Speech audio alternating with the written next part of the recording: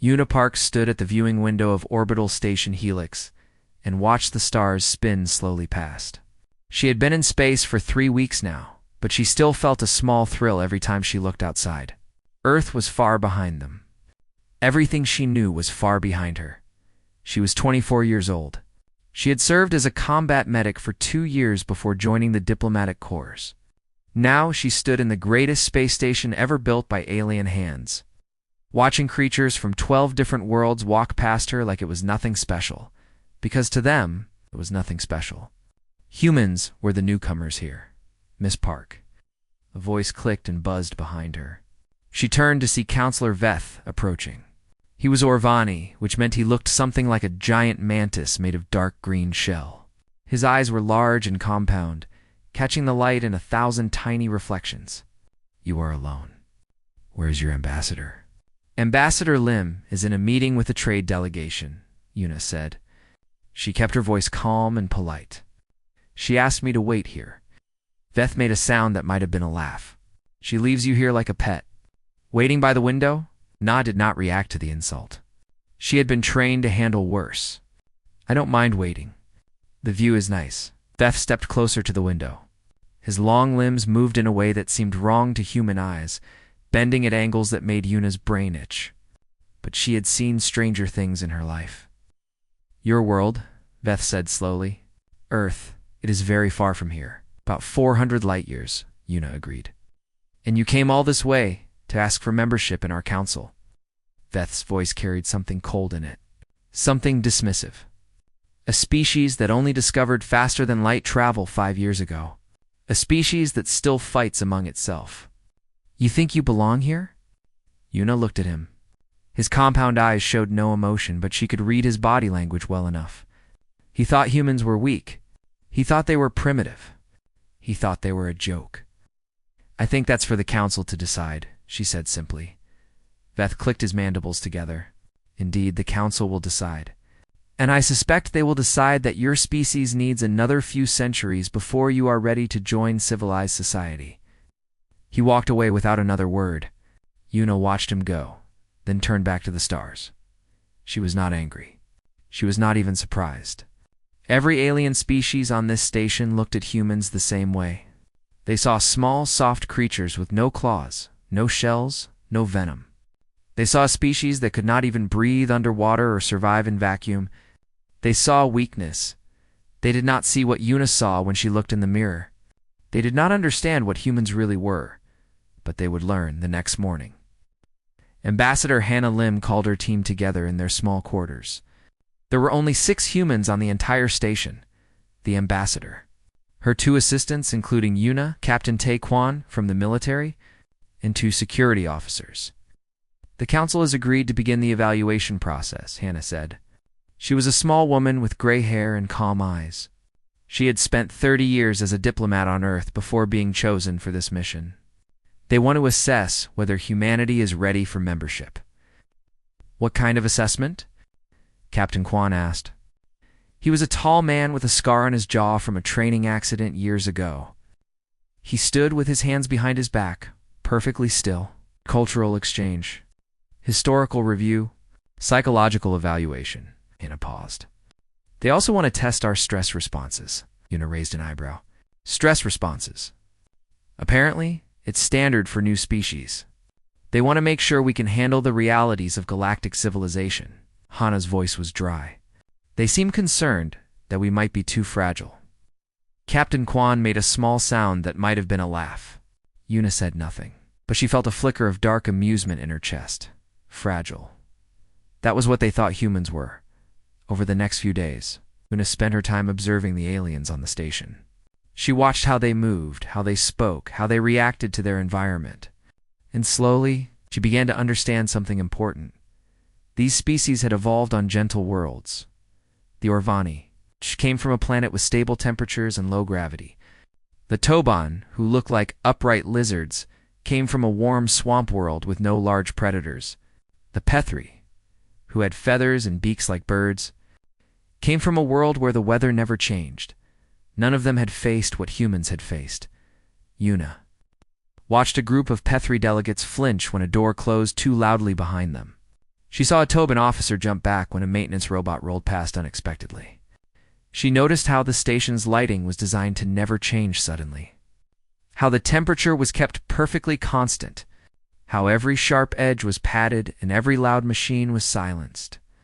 These creatures had never known fear, not real fear, not the kind of fear that came from living on a world that actively tried to kill you. One evening, Yuna sat in the station's common area with a young Pethri named Sola.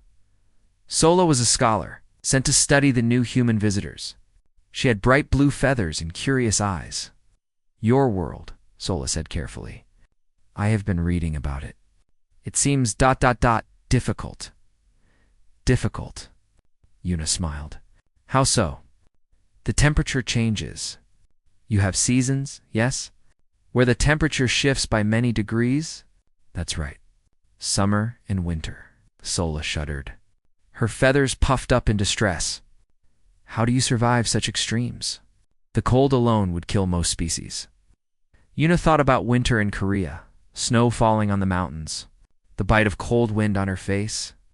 She had always found it beautiful. "We wear warm clothes," she said. "We build heated shelters. We adapt. But the heat in summer. And I read about your storms. Hurricanes. Tornadoes." Sola's voice rose with each word. "And earthquakes. And volcanoes. And creatures with venom and teeth and claws. How does any living thing survive on your planet?" Yuna was quiet for a moment. She looked at Sola's frightened face and felt something strange. Not pride, exactly. More like a slow realization. These aliens were afraid of weather. They were afraid of seasons. They were afraid of the basic conditions of Earth, and they had no idea what else humans had survived. "We manage," Yuna said softly. "We've been managing for a long time." That night, she received a message. Counselor Veth wanted to meet with her privately. He said it was part of the evaluation process. He said he wanted to help her understand why humanity was not ready for the council. Why UNA read the message twice. Then she smiled. "All right," she said to herself. "Let's see what you've got." The room was cold and dark. Yuna stood in the doorway and looked around at the smooth metal walls, single chair in the center, and the large screen that covered one entire wall. It looked like an interrogation room. Maybe it was. Counselor Veth stood to one side with his long arms folded. Beside him was a new alien that Yuna had not met before. He was Tobin, which meant he looked like a reptile standing on two legs. His scales were dark red, and his eyes were yellow with slit pupils. He wore a military uniform covered in medals, Sparkveth said. "This is General Drell of the Tobin Defense Force. He will be assisting with your evaluation today." Eh? Yuna nodded politely. "General," Drell did not return the greeting. He simply stared at her with those cold yellow eyes. Yuna had seen that look before. It was the look of a soldier measuring an enemy, but she was not his enemy. "Not yet. Please sit," Veth said, gesturing to the chair. Yuna walked to the chair and sat down. It was designed for species with tails, so it was not very comfortable. She adjusted her position and waited. "This is a standard procedure for all new species seeking council membership," Veth explained. His voice was smooth and calm, but Yuna could hear something underneath it. Anticipation, maybe, or eagerness. "We believe that any species wishing to join galactic civilization must understand the true nature of what they are joining. They must understand the dangers, the risks, the realities of war." "Makes sense," Yuna said. Drell made a rough sound in his throat. "You seem very calm. Should I be nervous?" "Most species are." Drell stepped closer to her chair. "When we show them what we are about to show you, most species break down. They cry, they scream, they beg us to stop." He tilted his head, studying her. "We use this test to measure psychological resilience, to see if a species can handle the stress of galactic politics." Yuna looked at the blank screen on the wall. "What are you going to show me?" "War," Veth said simply. "Real war. Not the small conflicts your species fights among itself. True galactic war. The kind that burns worlds and ends civilizations." He pressed a control on his wrist, and the lights in the room dimmed further. The screen flickered to life, Yuna watched. The footage was old. 800 years old, according to the date stamp in the corner. It showed a planet from orbit, green and blue and beautiful. Then the ships came. Hundreds of them, dark shapes against the stars. They opened fire. The orbital bombardment was efficient and brutal. Cities vanished under columns of fire. Oceans boiled. The atmosphere itself caught flame. In minutes, a living world became a dead one. The footage cut to ground combat. Soldiers in armor, fighting in the ruins of a city. Plasma weapons flashing. Bodies falling. Aliens screaming as they died, their voices high and thin and terrified. Yuna watched it all with a steady gaze. Veth watched her more than he watched the screen. He was waiting for something. A reaction. Flinch. A tear. The footage showed a close-quarters battle. Soldiers fighting hand-to-hand, claws and blades and teeth. One alien was pulled apart by 3 enemies while it screamed for help that never came. The camera lingered on its face as it died. Yuna's expression did not change. The footage continued. More death. More destruction. More horror. The recording was designed to be disturbing. That much was obvious. It was edited to show the worst moments, the most brutal killings, the most graphic violence. 20 minutes passed, 30, 40. Yuna's heart rate remained steady. Her breathing remained calm. At one point, during a particularly long sequence of hand-to-hand combat, she yawned. Drell made a sharp sound of surprise. Veth's mandibles clicked together rapidly. "Stop the recording," Drell said. The screen went dark. The lights came back up. Drell walked in front of Yuna's chair and stared down at her. "You yawned." "Sorry," Yuna said. "I've been having trouble sleeping. The station's day cycle is different from Earth's. You yawned during footage of the Psyloth incursion. The bloodiest conflict in galactic history? 3 billion dead." Drell's voice was hard with disbelief. "And you yawned." "The footage was disturbing," Yuna admitted. "But I've seen worse." Veth stepped forward. "Impossible. The Psyloth incursion was the most devastating war ever recorded. Nothing your species has experienced could compare." Yuna was quiet for a moment. She looked at the dark screen, then back at the 2 aliens standing before her. "In my grandmother's lifetime," she said slowly, "my species killed over 100 million of our own kind in wars." Silence. 100 million, Yuna repeated. Humans, killing humans. With guns, with bombs, with poison gas, with fire. With nuclear weapons that could destroy entire cities in a single flash. We call that period the 20th century. It was about 150 years ago. Drell's scales had gone pale. Veth's mandibles had stopped moving entirely. "I served as a combat medic," Yuna continued. "I've held soldiers while they died. I've watched people burn. I've seen what artillery does to a human body." She looked directly at Drell. "Your footage was well made, General. Very dramatic. But you're showing me things I already understand?" She stood up from the chair. Neither alien moved to stop her. "Humans don't have claws," she said. "We don't have armor or venom or any natural weapons, so we made our own.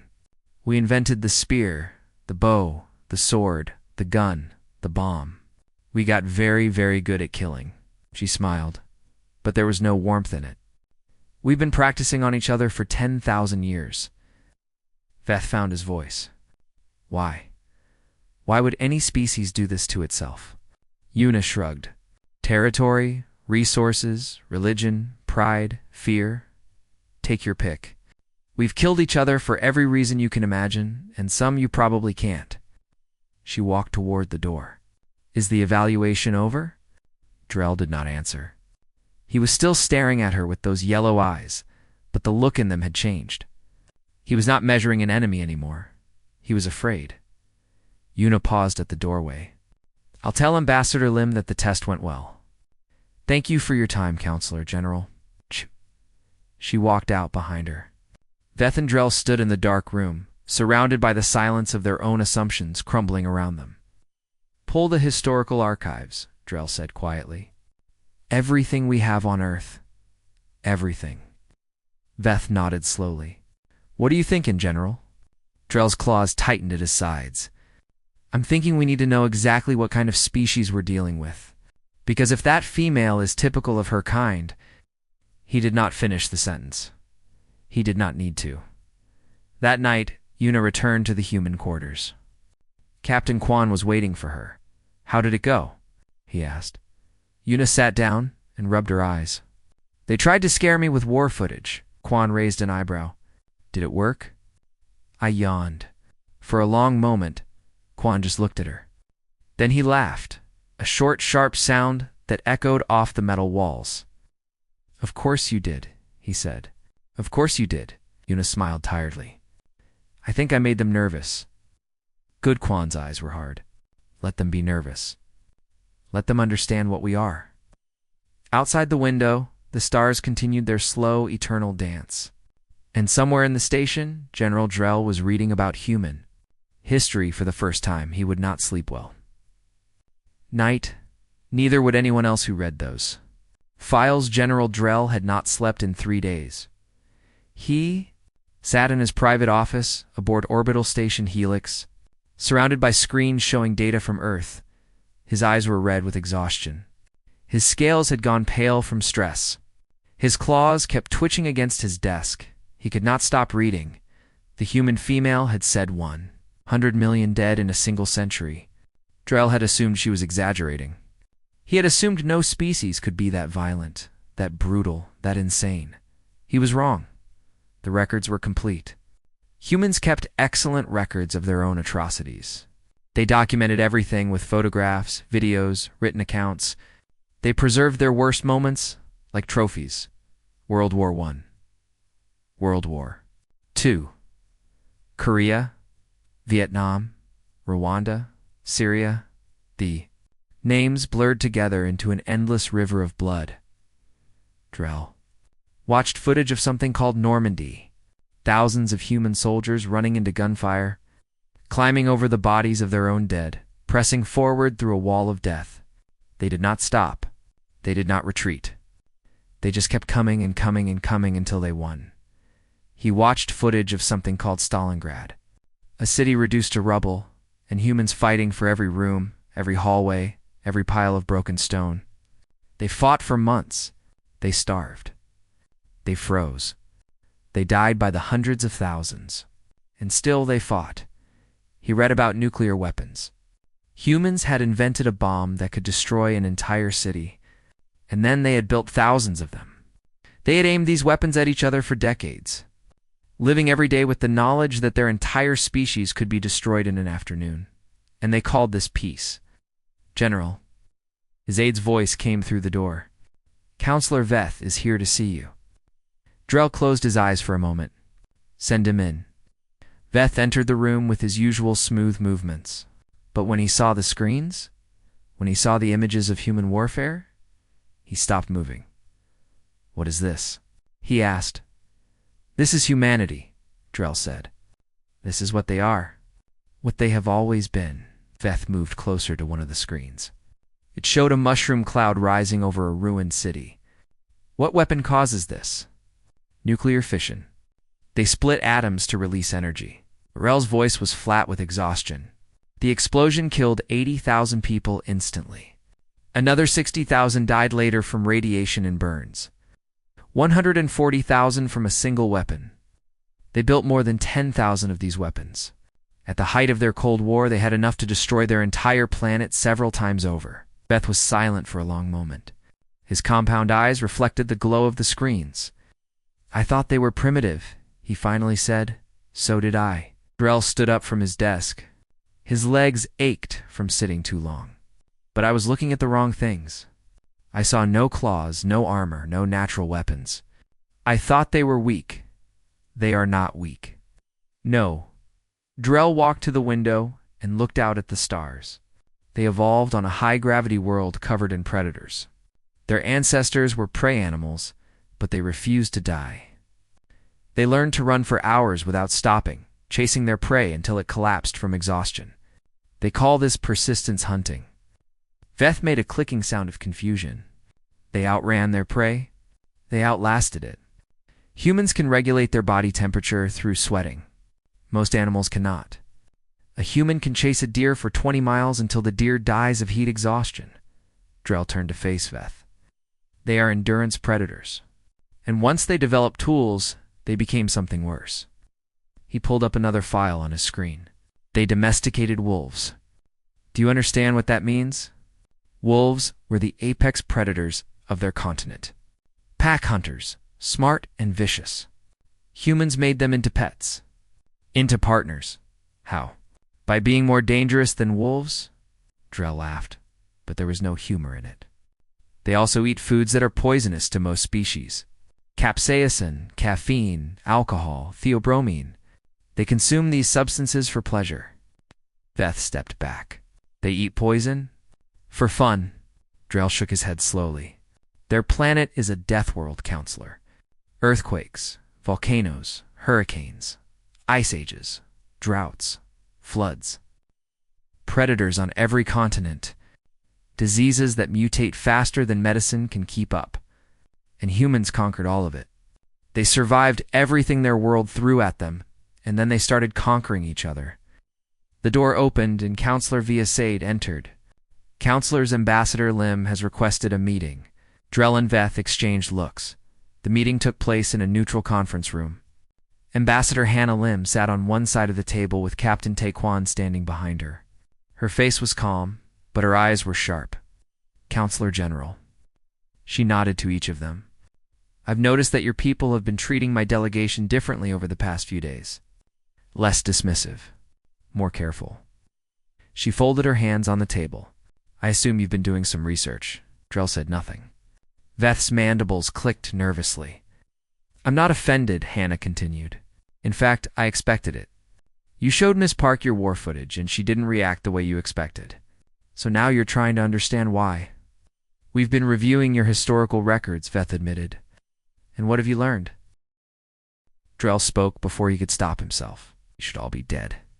Your species should have destroyed itself long ago. The weapons you created, the wars you fought, the hatred between your nations. How are you still alive? Hannah smiled.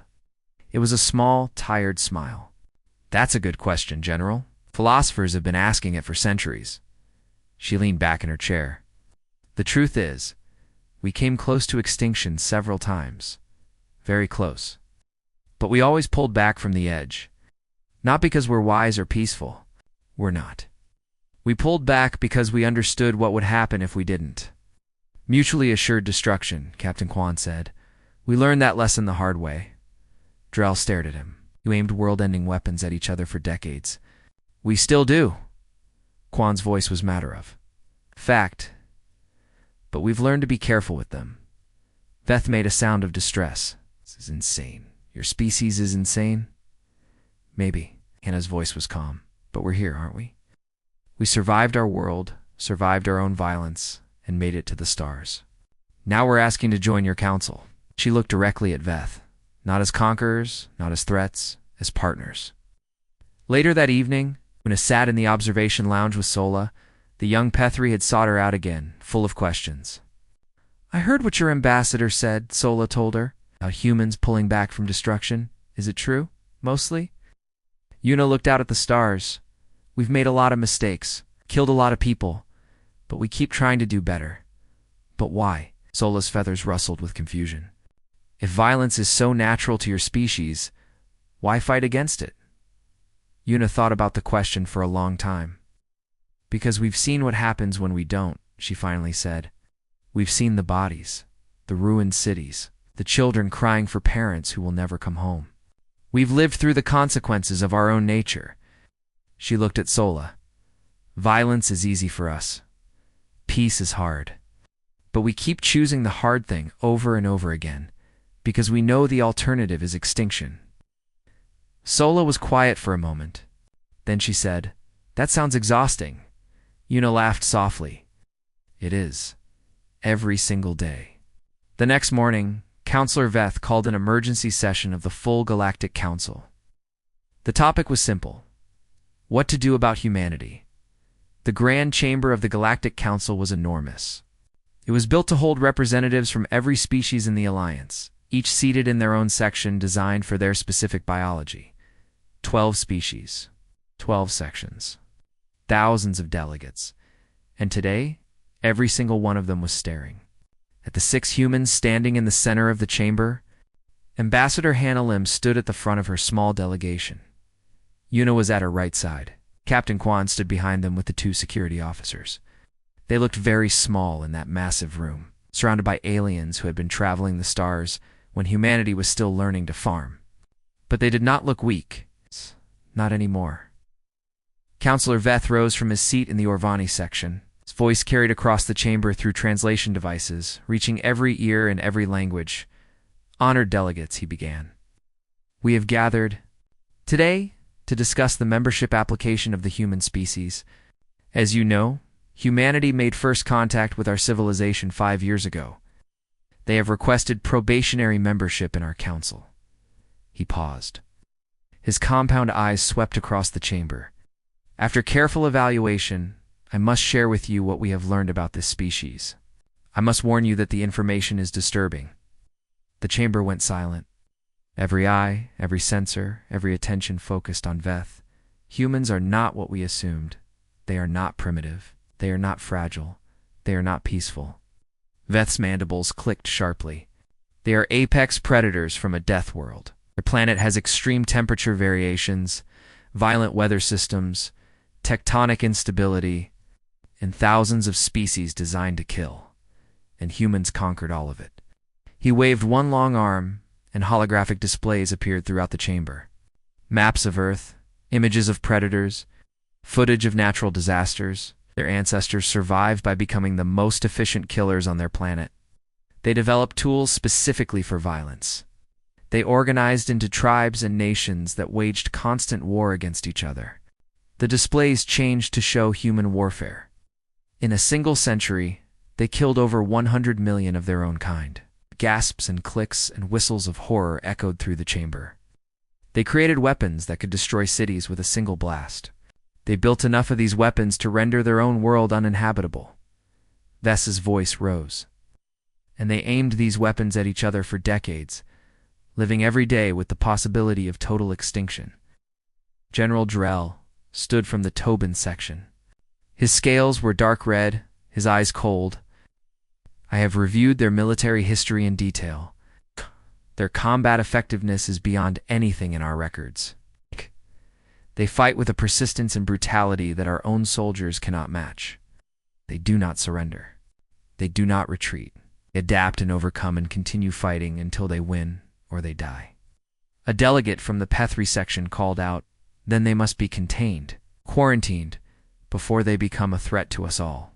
"Agreed," shouted a voice from another section. "They are too dangerous to allow into civilized space." The chamber erupted in noise. Delegates argued and shouted and gestured wildly. Fear filled the air like a physical thing. Ambassador HumaHFY waited. She stood perfectly still. Her hands folded in front of her, her face calm. She waited while the council screamed about quarantine and containment and the danger that humanity posed. She waited until the noise began to fade, until the delegates had exhausted their first wave of panic. Then she spoke. "May I address the council?" Her voice was not loud, but it carried. Something about her tone cut through the chaos. The chamber slowly fell silent. "Please," Veth said. He sounded uncertain. Hannah stepped forward. She looked up at the thousands of alien faces surrounding her, and she smiled. "Everything you have said about humanity is true," she began. "We are violent. We are dangerous. Our history is written in blood, and our instincts run toward conflict. We have killed each other with every tool we could invent, for every reason you can imagine." She paused. The silence was absolute. "But that is not all we are." Her voice softened. "We are also the species that invented medicine. We learned to heal wounds and cure diseases that killed millions. We developed vaccines and surgeries and treatments that extended our lives by decades." She took another step forward. "We invented art, music, literature, philosophy. We asked questions about the meaning of existence and the nature of consciousness. We created beauty out of nothing just because we could. The holographic displays changed again. This time, they showed different images. Paintings, sculptures, musicians playing instruments, humans dancing and laughing and holding each other. "We invented love," Hannah said. "Not just reproduction, but genuine affection. Families who stay together by choice. Friends who sacrifice for each other. Strangers who risk their lives to save people they have never met." Captain Kwan watched her with something like pride in his eyes. Yuna felt her throat tighten with unexpected emotion. "Yes, we are capable of terrible violence," Hannah continued. "But we are also capable of terrible kindness. We have spent centuries building systems to control our worst impulses. Laws, courts, diplomacy, we created. International organizations dedicated to preventing war, feeding the hungry, and protecting the vulnerable." She turned slowly, addressing every section of the chamber. "You are afraid of what humanity might do to you. I understand that fear. But consider this. If we were truly nothing but violence and destruction, we would have destroyed ourselves long ago. The weapons we created could have ended our species.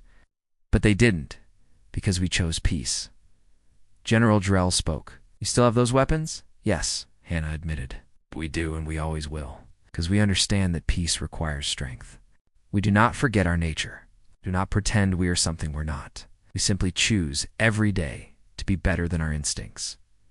She walked back to stand with her delegation. "Humanity is not asking to join your council as conquerors. We are not here to dominate or destroy. We are here because we believe in cooperation, in partnership, in building something greater than any species can build alone." Her voice hardened slightly. "But we will not be treated as pets or children or threats to be contained. We are equals. We have earned that right through millions of years of survival, through our art and science and philosophy, and through our constant struggle against our own nature." She looked directly at Veth. "You showed my assistant your war footage, hoping to break her." She yawned. "That was not arrogance. That was experience. We have faced worse horrors than anything in your archives.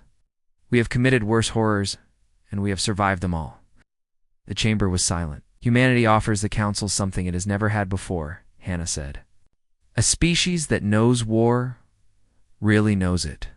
A species that can stand in the darkness without flinching. A species that will fight for its allies without hesitation or mercy." She smiled again, but this time it was sharper, colder. "If you accept us, you will have protectors who understand violence in a way you cannot.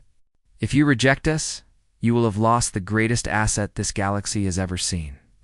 She spread her hands. "The choice is yours." Counselor Veth looked around the chamber. The fear was still there, but something else was mixing with it now. Something like hope. Something like recognition. "We will vote," he said. The vote took 3 hours. Species argued and debated and consulted their homeworlds. Messages flew back and forth at faster than light speeds. The 6 humans waited in silence. Finally, Veth stood again. "The vote is complete. Humanity's application for probationary membership has been denied." Hannah's expression did not change, but Yuna felt her heart sink. However, Veth continued. "The Council has voted to grant humanity full membership with immediate effect. You will have a permanent seat on the Security Council." For a moment, no one moved. Then Captain Kwan let out a short breath of surprise. "We were impressed," Veth said quietly, "by your ambassador's words. By your species' survival. By the fact that you understood exactly what you were and chose to be more." He inclined his head in something that might have been respect. "Welcome to the Galactic Council, humanity. We hope we do not regret this decision." Hannah smiled. "You won't." 3 months later, a distress signal arrived from the frontier. Raiders had attacked a colony. The Council's peacekeeping forces had failed to stop them. The Council looked at their newest members, and humanity answered the call.